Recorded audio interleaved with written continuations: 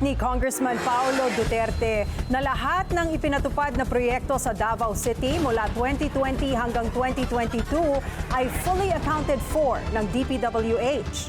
Nailabas na raw ang katunayan nito nang isapubliko ang listahan ng 49 billion pesos na DPWH projects tugma sa nabanggit na panahon.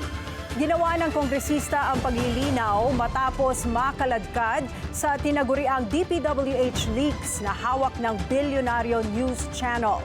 Sa aming unang report, aabot sa mahigit 764 million pesos ang kanyang project request.